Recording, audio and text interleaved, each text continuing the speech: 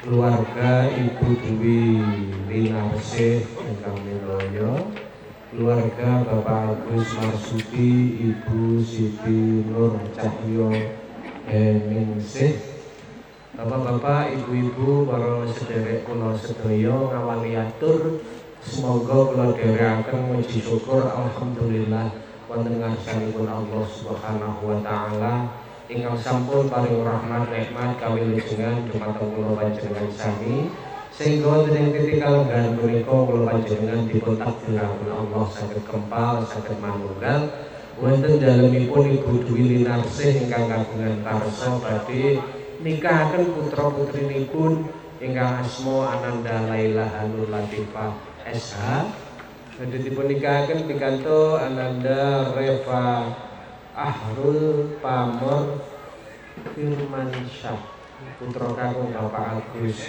Marsudi, Ibu Siti Nur Cahyo Heningsih ingkang mijil saking Desa Kare, Kecamatan Kare, Kabupaten Madiun.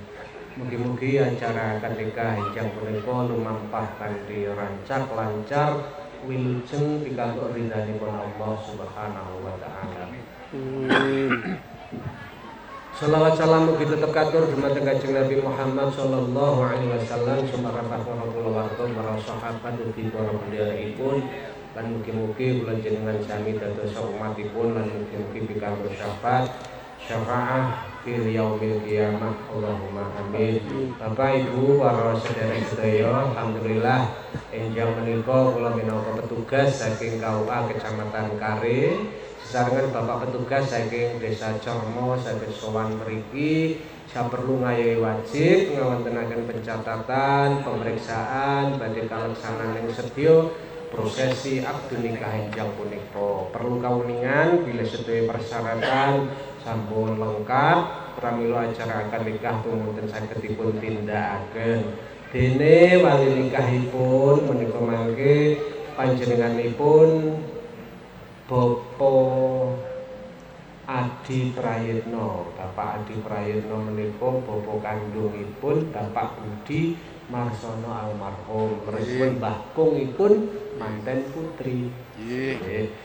Pak Adi mangke jenengan nikahaken piyambak menapa dipun wakilaken nyumanggaken. Mbak Naib. Oh, ngoten nggih. Matur suwun atas kepercayaanipun. Monggo jenengan dawuh dhateng kula, Mbah Kung. Nyatiraken Mbah Mudin nggih. Nggih. Tuntun nang matur ta, Mbak. Ya Pak Din. Tuntun, Mbah. Tuntun nggih. Nggih. Ndek nek kula. Madhepe ta Pak Naib. Bismillahirrahmanirrahim. Bismillahirrahmanirrahim. Kula Adi Prayitno. Kula Adi Prayitno. Matur Pak Naib. Matur Pak Naib. Kula aturi Maturi. makili Makili. nikahaken putu kula ingkang nami Laila Hanun Latifah Esa pikantuk Reva Ahrul Pamor Firmansyah mas kawinipun cincin emas 3 gram Soho Arto 8 yuta 700 kali dosa ewu rupiah dipun bayar kontan Sumangga atur Pak Naib. Nggih, kula tampi Bapak Haji Prayitno makili jenengan nikahaken putu jenengan ingkang asma Laila Hanun Latifah SH dipun nikahaken pikantuk Mas Reva Ahrul Pamor Firmansyah. Mas kawinipun arupi cincin emas 3 gram dan uang 8.720.000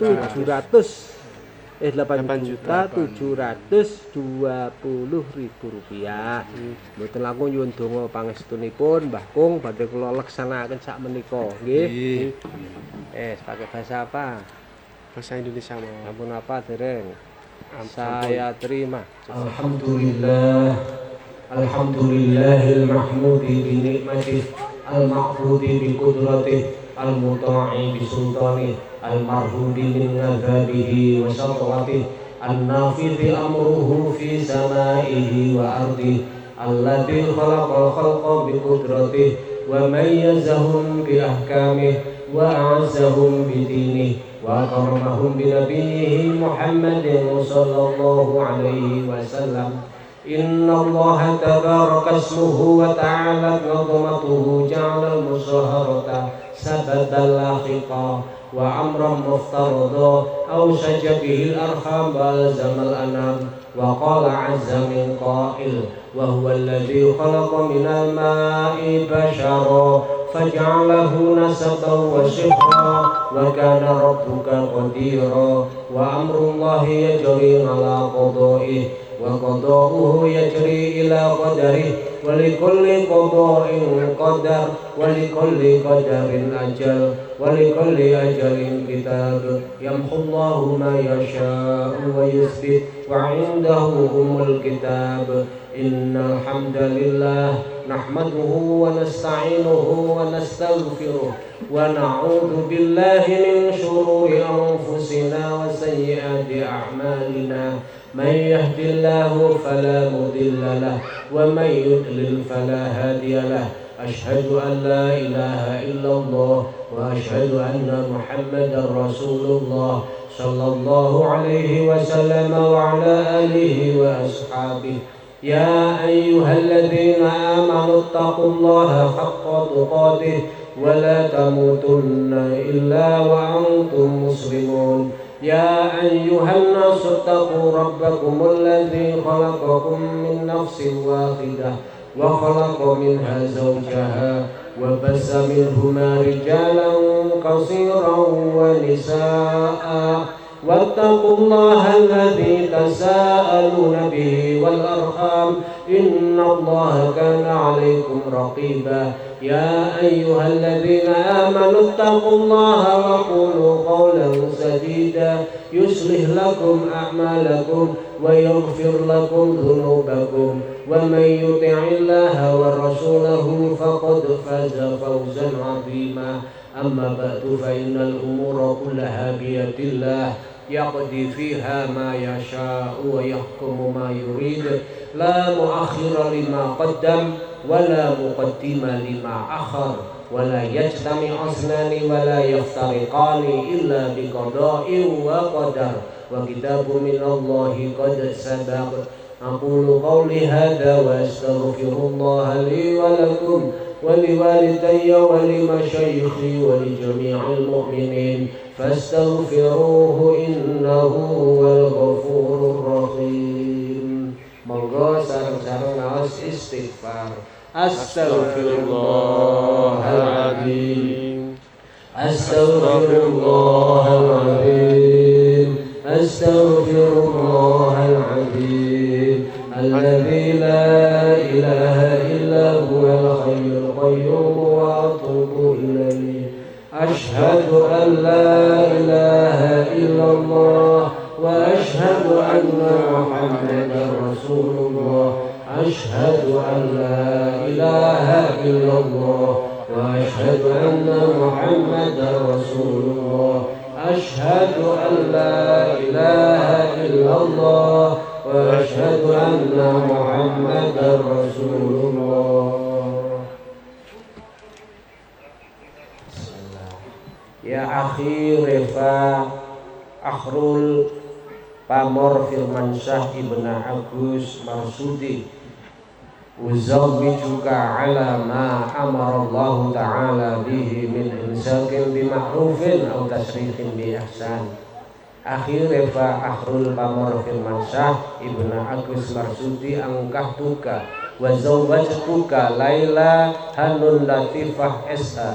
Binta Budi Harsono Mauliyata Jaddiha Adi Prayitno Muwakili Bimahri Khotamid Dahabi Salasati Jiramin wa Samani Malayina wa Sab'i Mi'atin wa Ishrina Alfan Rubiyatan Khalan. Saudara Refa Akhrul Pamor Firmansyah bin Agus Marsudi, saya nikahkan dan saya kawinkan denganmu Laila Hanun Latifah Esa binti Budi Marsono almarhum, yang walinya Bapak Adi Prayitno kakeknya telah mewakilkan kepada saya dengan mas kawin cincin emas 3 gram dan uang 8.720.000 rupiah. Saudara bayar tunai. Saya terima nikah dan kawinnya Laila Hanun Latifah binti almarhum Bapak Budi Marsono dengan mas kawin tersebut dibayar tunai. Alhamdulillah. Sahih.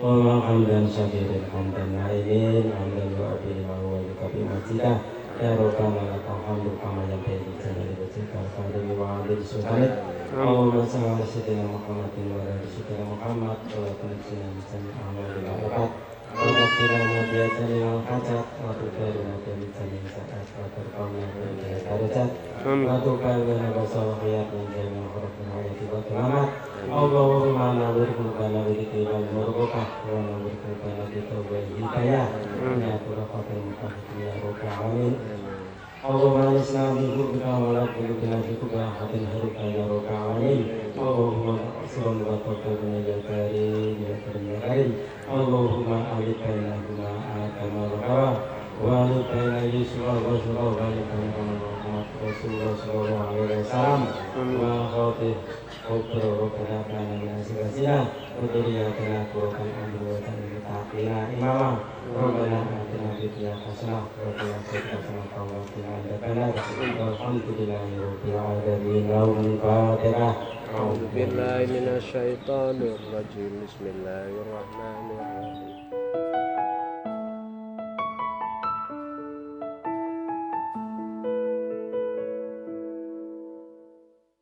Dengarkanlah wanita pujaanku,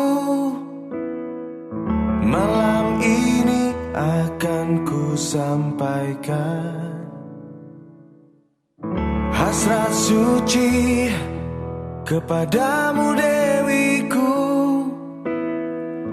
Dengarkanlah kesungguhan ini, aku ingin mempersuntingmu untuk yang pertama dan terakhir. Jangan kau tolak dan buatku hancur. Ku tak akan mengulang untuk meminta satu keyakinan hatiku ini, akulah yang terbaik untukmu. Dengarkanlah wanita impianku, malam ini akan ku sampaikan janji suci satu untuk selamanya. Dengarkanlah kesungguhan ini, aku ingin mempersuntingmu untuk yang pertama dan terakhir. Jangan kau tolak dan buatku hancur. Ku tak akan mengulang untuk meminta satu keyakinan hatiku ini, akulah yang terbaik untukmu.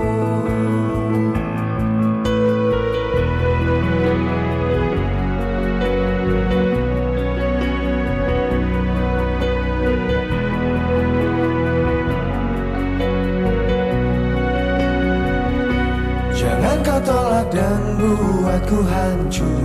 Ku tak akan mengulang untuk meminta satu keyakinan hatiku ini, akulah yang terbaik untukmu.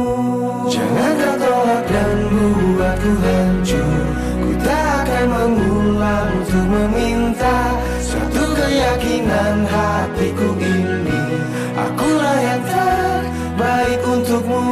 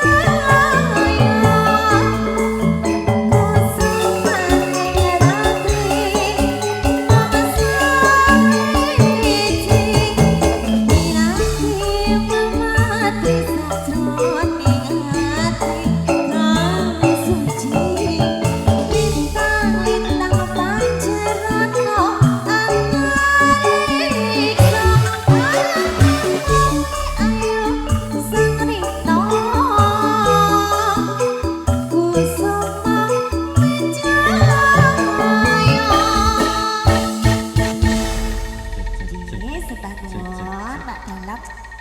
Semangga. Cek tumatu saku para blegah kagem saputri. Katemben rawuh ngaturaken sugeng rawuh sugeng pinarak lenggah kanthi mardu mardi kaneng panggalih. Mligi kunjuk keluarga Agung saking Gondosuli. Gungging panuwun ngening rahina kalengganan dikos desa kestuanjaning wiwahan ingkang tumulis damel arsa binalar.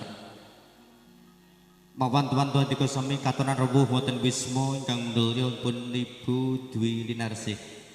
Utawi keluarga Agung almarhum Bapak Budi Marsono wonten ing Laladan Dolok. Panjenenganipun kepareng ngarsa mahargya Sutami Mbosiwi arsa ndapakan mojeng sesilih Ninyayu Laila Hanun Latifah. Kepareng mangke badhe kalaman daup kalian Bagus Reva Ahril Pamer Firmansah putra saking Bapak Gus Marsudi kalan Ibu Siti Nur Cahyo Heningsih Widya Sangya Laladan Gondosuli. Tartamtu mangkersa kalaman daup miturut adat ingkang lumampah wonten ing Dolok mliginipun kang mangkersa benirkani yang puja gagung Bapa Tambun kabyanto Ibu Pangrengga Busana Ibu Dewi Nepepaes senipun Ibu Tarti. Tartam teng ajeng sampun kateraken miturut adat ingkang lumampah wonten ing Laladan Dolok mliginipun mila kepareng kunjuk ngarsa sagung para tamu kakung putri. Sedaya panyengguyunging gati mbok bilih sekedhap malih nyaketi wekdal ingkang pinilih kagem jemekaken putra pinanganten piniji kinarya pangendali wara kali lan ana rasa mbuka wiwaraning suka dwarane kondo babaring sedya madyaning sasana mulya.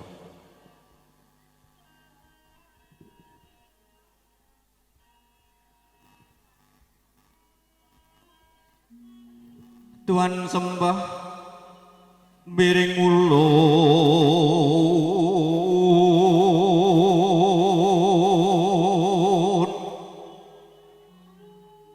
kapurba risang mur pengrat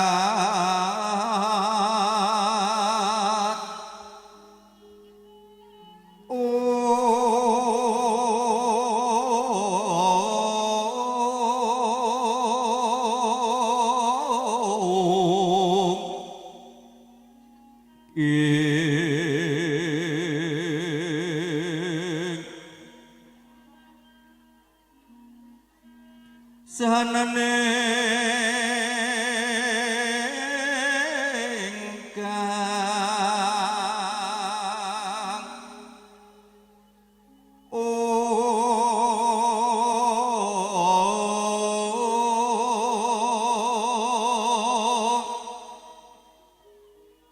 engkang nikang sihing dasih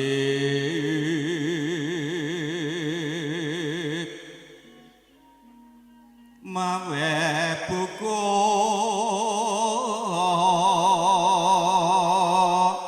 saweku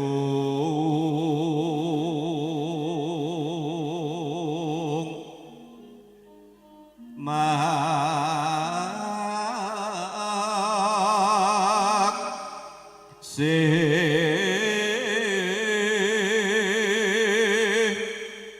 ring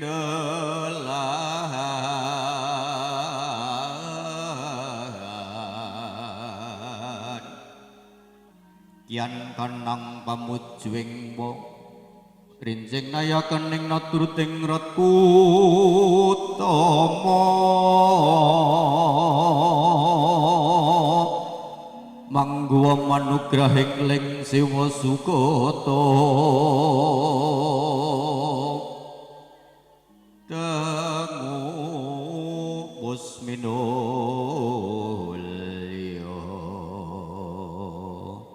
Bapak Ibu pinarwakan bismillahirrahmanirrahim.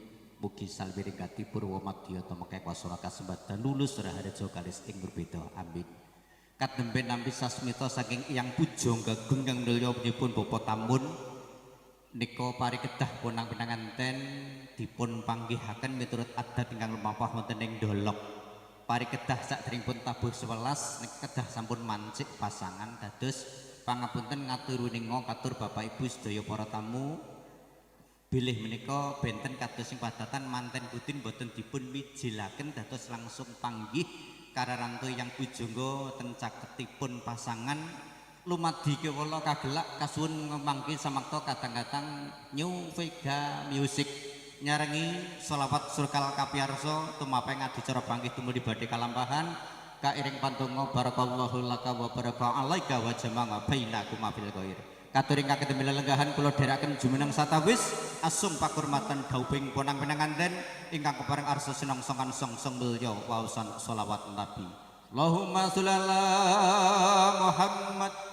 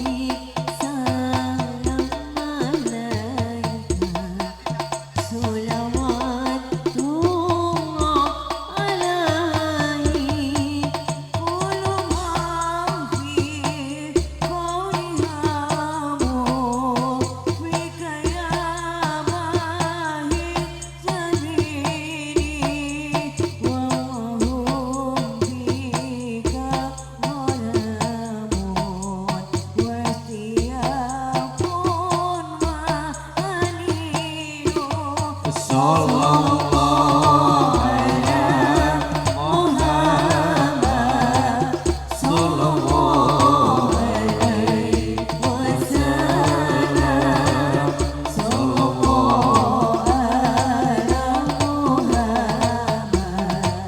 Sallallahu alaihi wasallam. Allahumma shalli ala Muhammad. Allahumma sholli.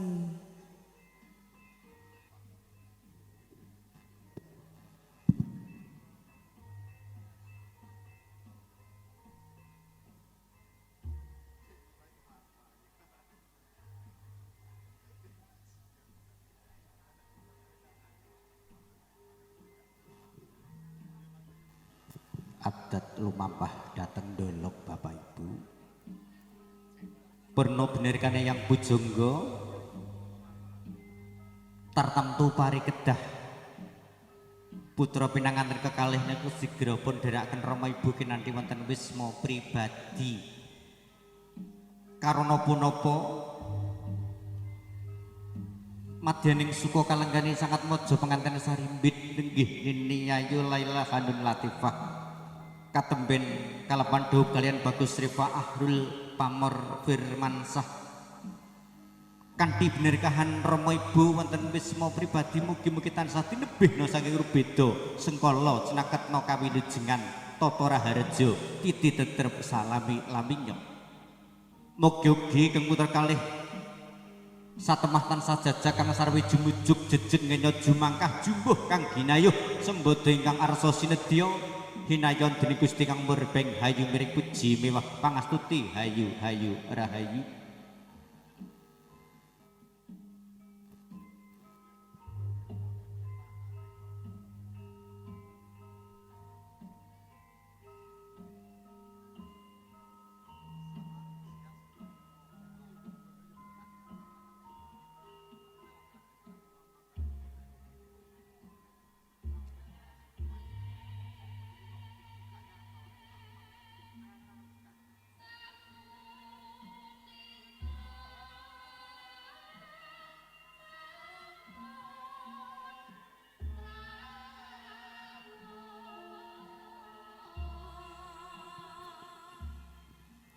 Temanten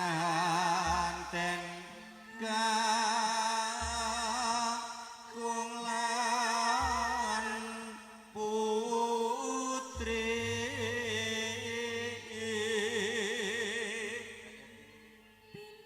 pindah sasong kotu madah.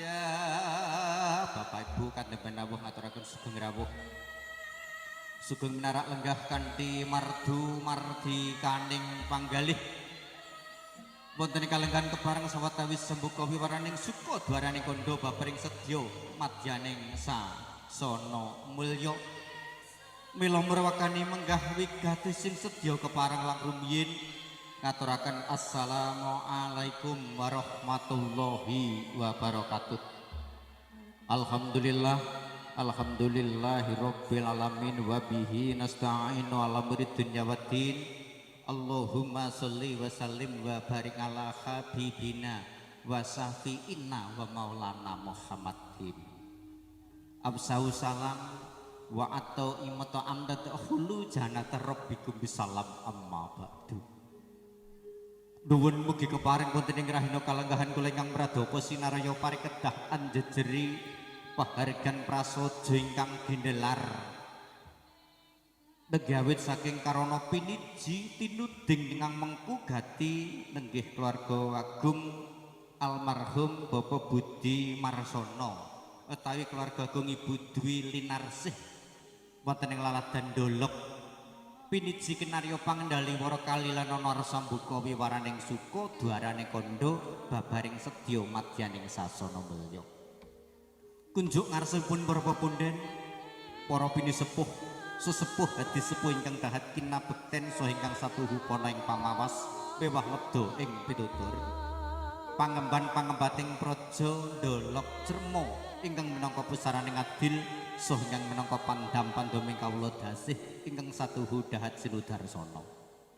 dumateng para alim ulama, para kiai santri hajah haji ingkang ngrina pantara ratri awan bengi sumindhi maneges ing ngarsa illa irobi lumeber temanduk sanggung para pinenggah kakung putri nenggih barayagung yang mahambek ber budi monggo sesarengan langkung biyin panjenengan sedaya kula dherekaken maneka puja hastawa kunjuk ngarsa Gusti Kang Maha Kawasa ingkang sampun kepareng ngasung rahmat barokah dumateng ngarsa panjenengan sedaya dalasan kula katitik kanthi kathahing rahmat saha barokah ingkang sampun tumanduk dumateng para kawula dasih satemah ambabar daya pangaribawa kajihna salebet kalenggahan panjenengan dalasan kula pinarengan saha pinarengaken kempal manunggal derek mangayu bagyo pahrikan prasaja ingkang ginelar kadhe Sukara Harja ndir ing sambi kala datang katalompen sholawat salam mugi kunjuk datang junjungan kita Nabi Agung Muhammad sallallahu alaihi wasallam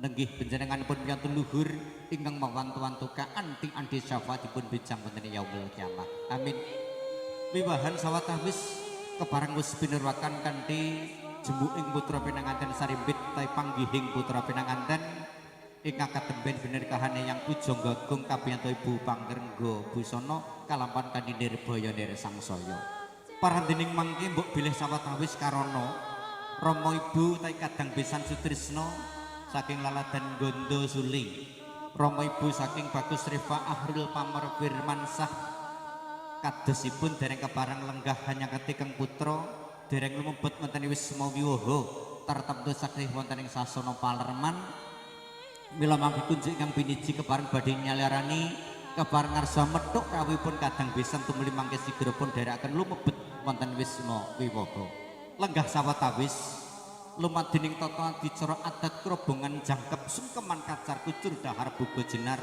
jangkep pun pradsakene Budhe wining pepaes kumandanging krida suci tartamtu mangke arsa kalampahan badhe pun saliranipun Bapak Sunaryo pamasrahing ponang pinanganten kakung mijil saking Gondo Suli badhe dipun saliranipun Bapak Jumadi parandene pangayu bagya rawuh handika sedaya barokah doa badhe dipun salirani kang piniji kunjuk ngarsa Bapak Haji Mas Hadi mekaten nuratampaning pahargyan ingkang arsa ginelar wonten kalenggahan mila sepisan malih katur sagung para pinenggah kakung putri ngaturaken sugeng rawuh sugeng pinarak lenggah kanthi mardu mardikaning panggalih sinartan angestreni mekabargian ingkang ginelar ngantos sing mangke dumugi pari purnaning gati dhuwur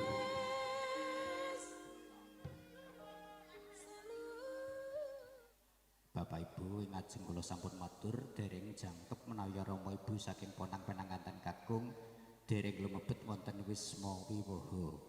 Mbok bilih satawis taksih wonten sasana Palerman mila kunjuk ingkang piniji badhe ngaturi rawuhipun kadang besan nyuwun pambiyantu mugia kepareng Bapak Gus Marsudi sekalian Ibu Siti Nur Cahya Heningsih utawi kadang besan tumulinggal dipun derekaken lumebet wonten Wisma Wiwaha. Tumuli mangke rawuhipun badhe tinampi dening Kang Mengku Gati badhe kadherekaken tumuju wonten Wisma Wiwaha lenggahanya ketikeng putra kekalih paradene kepareng sepisan malih kunjuk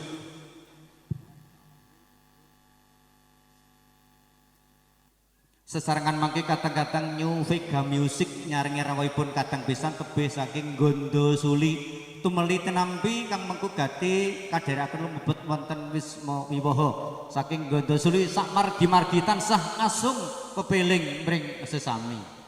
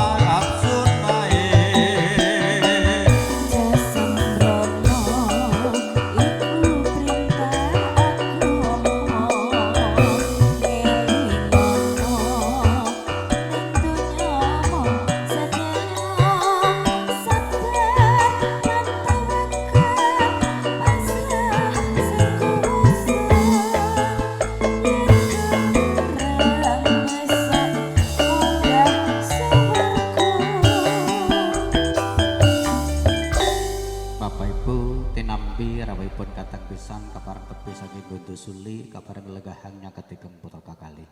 Saderengipun lumadening ngadicara candhaipun kalajengaken Bapak Ibu kula ngaturaken nyuwun pangapunten mapan kula dhateng mriki saperangan mligi ingkang sisih menawi kula mastani kidul nika kading kawis mboten kading kawis sering kula ungkuraken kula mboten sopan kula nyuwun pangapunten sanget. Ngaten nggih Bapak Ibu, kula nyuwun pangapunten idi pangestu palilah panjenengan kepareng kula ndherekaken paregyan paripeksa dhateng mriki ngaten. Salajeng kang lenggahipun caket dhateng sasana lenggahipun manten, mbok bilih panjenengan namung saged midhanget ta mirengaken kula. Awit kula dhateng wingking panjenengan ugi nyuwun pangapunten. Mboten ateges ki enek swara rupa jan kaya ngrungokne radio nyuwun pangapunten. Jenengan tetep saged mirsani sedaya pahargyan ginelar rawit kalenggan nika wiwahan tumapak ngadicara panggih ta resepsi manten dipun giyaraken live streaming dhateng setunggaling channel YouTube Pram Multimedia. Yang tampak di layar televisi itulah yang di HP Bapak Ibu bisa saksikan. Dados ingkang dhateng layar televisi ugi ingkang dhateng YouTube. Dados menawi jenengan ketika disut kameramen mungkin ada, oh ini wajah saya, itulah juga yang muncul di YouTube. Bapak Ibu, umpami jenengan ngetik channel YouTube Pram Multimedia, mangke muncul ada dua tempat, setunggal nika datang Randuala, setunggal datang Briki, penjenengan milih ngaten kemawon, lain jenengan pengen mirsani jenengan piyambak, ugi jenengan pilih ingkang datang Dolok ngaten. Gungging panuwun kasekitsaaken anggenipun sambil lenggah mirunggan sinartan angrarantu laktaning pahargyan ingkang tumuli badhe kalajengaken. Jangkeping adicara kados sing padatan lenggah satoto sanginggiling kursi irinenggo lenggah sak kanan kiringipun sangat mojok manten Rama Ibu parandene Bagus Reva Ahrul Pamer Firmansah saha Ninyayu Laila Hanun Latifah anggung enget marang purpoduk sinaning urip Rama kang wis kawawa ngukir jiwa raganira so ibu kang wis minangka papaning yuga brata salebeting nawa candra daswari pela kepareng datan mukal punang pinanganten badhe ngersakaken nyuwun berkah pangestu hayu wonten ngarsa Rama Ibu nenwur ngarsa Gusti mugi winantu ing kawilujengan.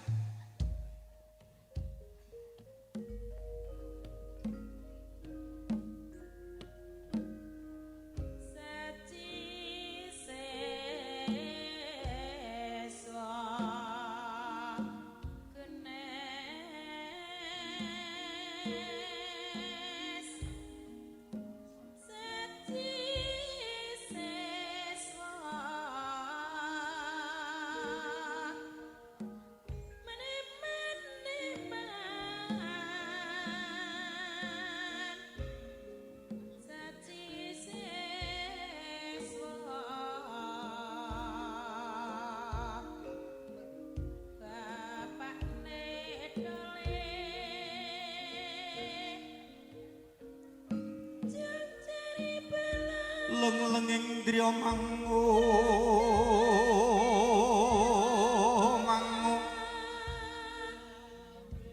mangungkung kan Tuhan riman lelena tanpa kanen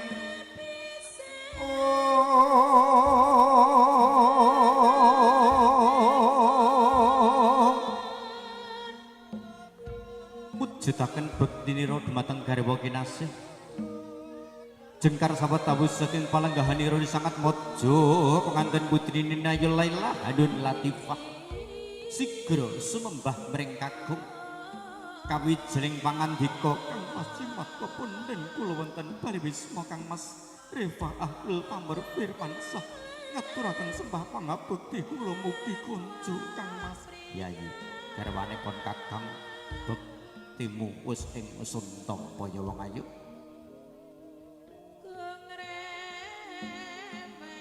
Yogine bejo bejanipun kakang diajeng ana nggondo suli wanita ya uleng-ulengan ya mung sliramu sing pun kakang tresnani sematen ugi kula Kang Mas yaktos wonten ing Dolok niki sampun kuatah sanget joko ingkang sami lamar kula Kang Mas nanging ki wong ayu nanging ugi namung panjenengan kang pados kula suwitani banget panarimaning pun kakang Bapak Ibu boten ateges ngegung-ngegungaken sesamining janma nanging krana ihbak Kanjeng Rasul dawuh bilih ridallah biridha walidan ridhaning Gusti jalaran saka ridhane wong tuwa sakloron. Mila wonten keparingipun pun pinanganten sarimbit sowan ngarsa Rama Ibu arsa nyuwun berkah pangestu. Sampun dumugi kang tinuju kepareng lenggah abenat sekalian Rama Ibu. Kandi aris pangandikanipun keng putra kekalih kalembeta kawijil ing pangandika Ibu. Won aku ing pangaksa mangkah sakathing dosa kalepatan kula Ibu. Kula Laila Handun Latifah ingkang marak sowan.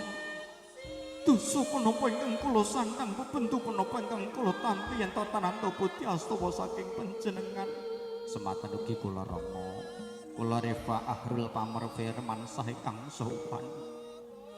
Nyuwun agung ing samudra pangaksa pamengkah sakathing dosa kalepatan kula. Sesulihipun Rama nyuwun agung ing pangaksa mamekah sakathing dosa kalepatan kula. Nggih.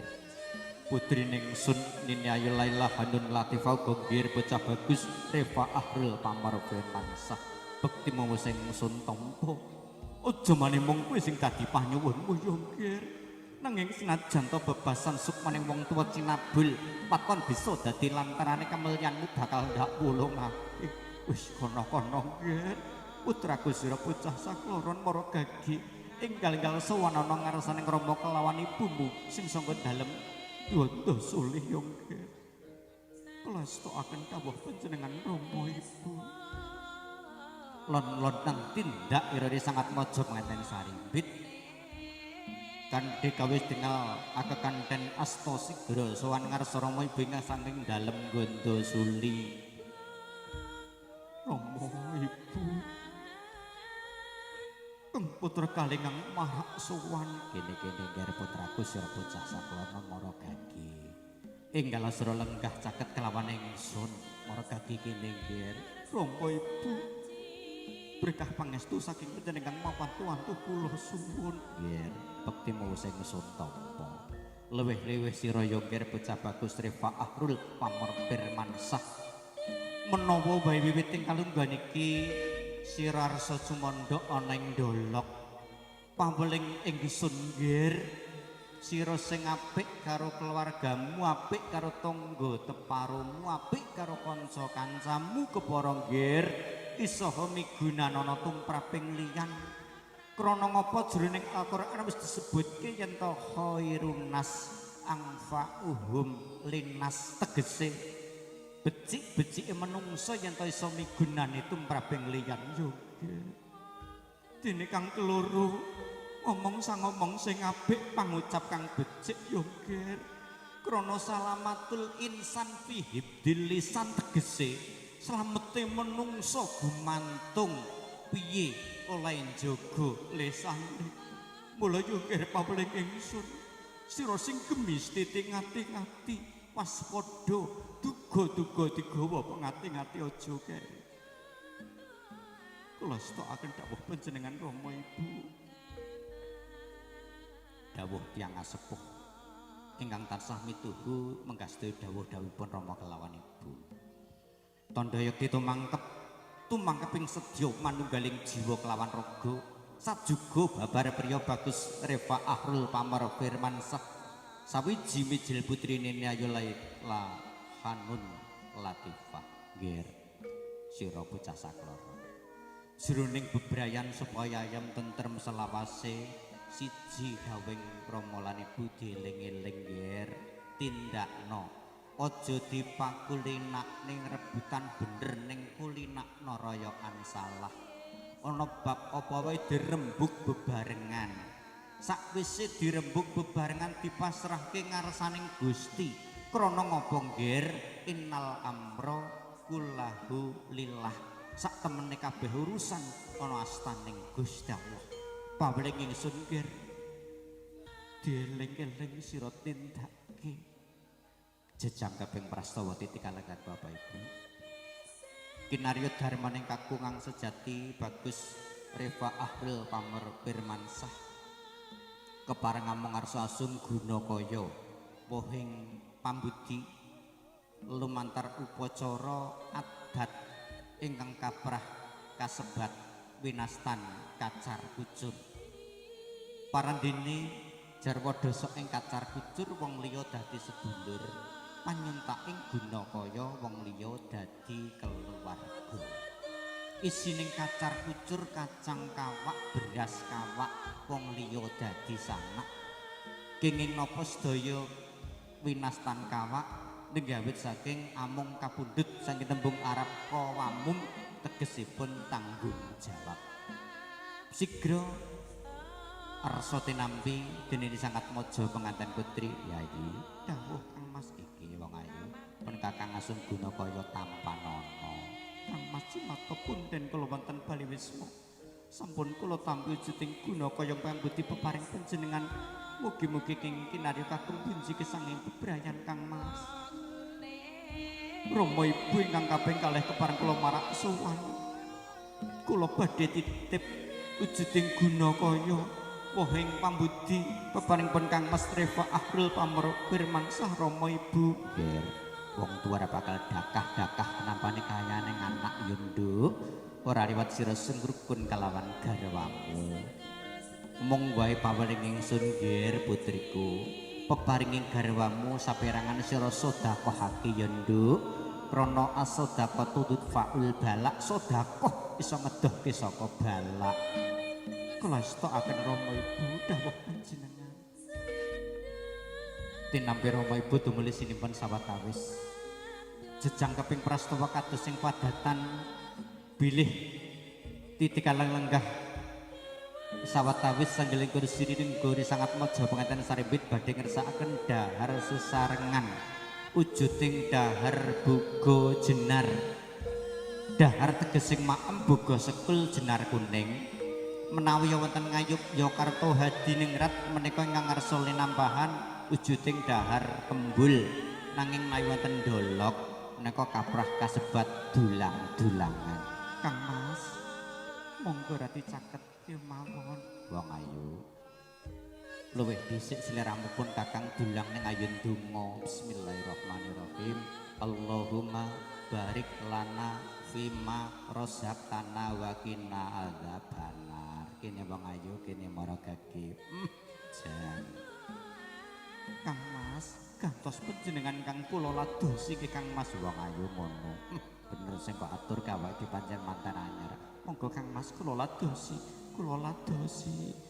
wong ayu kene maragake pripun Kang Mas ora piye-piye lawuh sakmono bae ning blas ora ketutan pangapunten Kang Mas kula wangsuli pisan malih ora dadi napa wong ayu kepareng sigra punang pinanganten kakung badhe ndulang sing putri sing putri ndulang sing kakung dulang dinulang kawistara kebak rasa sutresna asih kawis tinggal tinon saking Mandrawa buga jenar sinulam janur kapundhut saking tembung Arab Nur Ja'a menika teka nur menika cahya yayi dawuh Kang Mas wong ayu sakwisingipun Kakang dahar yaka yang padatan kalungganipun Kakang arsa ngersake ngunjuk Kang Mas badhe ngunjuk kula ladosi nggih Kang Mas kula ladosi wong ayu maragake badhe kepareng genyo ngunjuk sesarengan linambaran pun arsa pratasaken Ibu Dewi ning pepaes Ibu Pangrenggo Busana Ibu Tardi lumadi kepala mantan kakung amari unjukan dumateng mantan putri semanten ugi Kiya Gumantya mantan putri maring unjukan dumateng ponang pinanganten kakung unjuk kawis tinggal katon seger sumpyah sariranipun keng putra kekalih tumuli mangke purna sigra kadhiraken Rama Ibu benerwaken Rama Ibu saking ponang pinanganten putri kasuwun berkahipun pangestu hayu linambaran sigra kapundhut gamaripun sawetawis Suritin non ing pasih wakan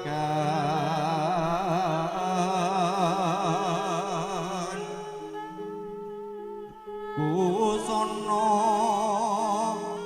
maneka warna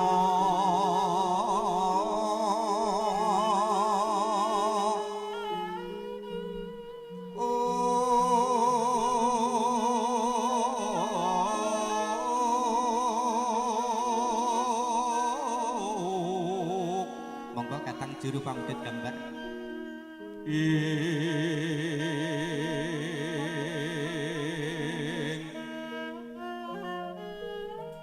sebat puspeteng mutya ana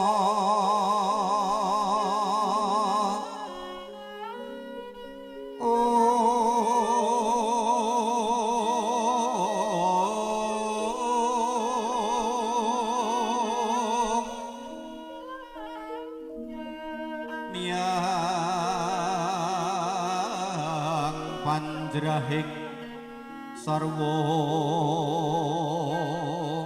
rukma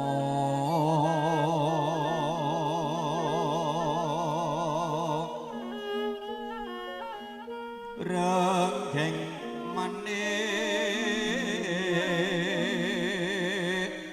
mawa rekna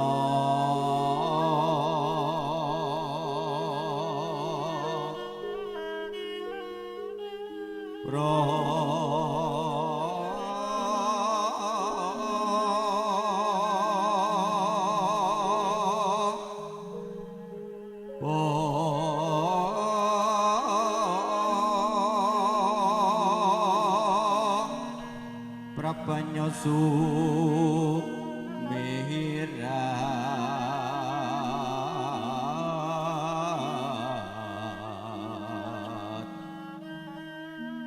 kenyaring tejo leweran lere kilat sisiring katit wimbuh gegondom mring mihinging katyuping maruta manda sabaran mangambar kengas